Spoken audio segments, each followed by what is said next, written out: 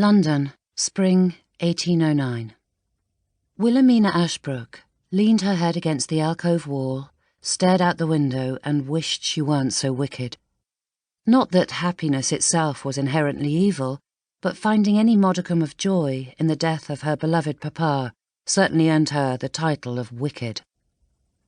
Her breath fogged the glass. Through the haze, Mina watched the horses trot past the townhouse. The clopping of their hooves and the clatter of carriages rang through the air. London had its enticements.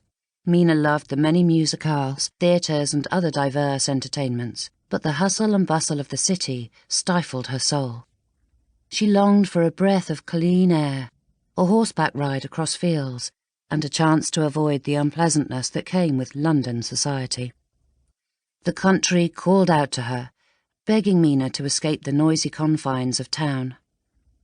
Her papa had never understood that sentiment, though she had tried to explain it to him on various occasions.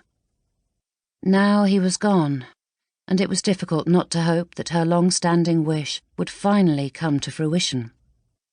Mina would give anything to have her dear papa alive and healthy, but she was unable to change the past, nor stop the desire in her heart that saw the possibility of something good coming from this bleak affair. Mina glanced at her drawings lying on her lap, detailing all the improvements she could soon afford for Rosewood Cottage.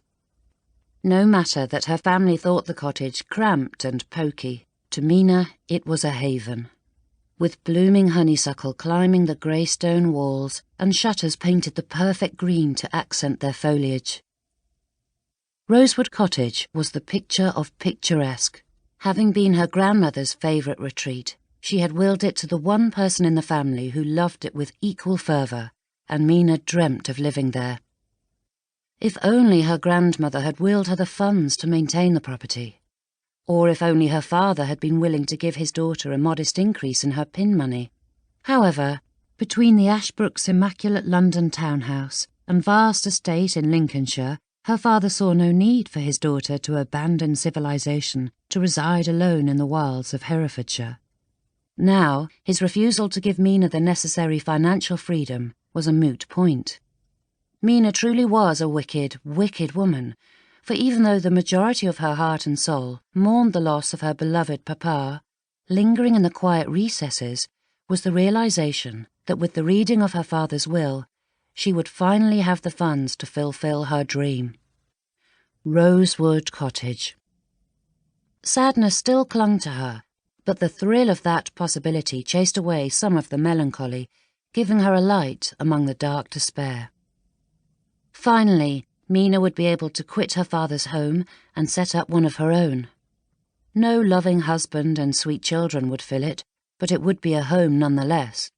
One that she would be free to do with as she pleased. One that allowed her to escape the madness of society when she wished. One that she could decorate and arrange to her delight, not a borrowed thing she occupied in the interim between childhood and marriage,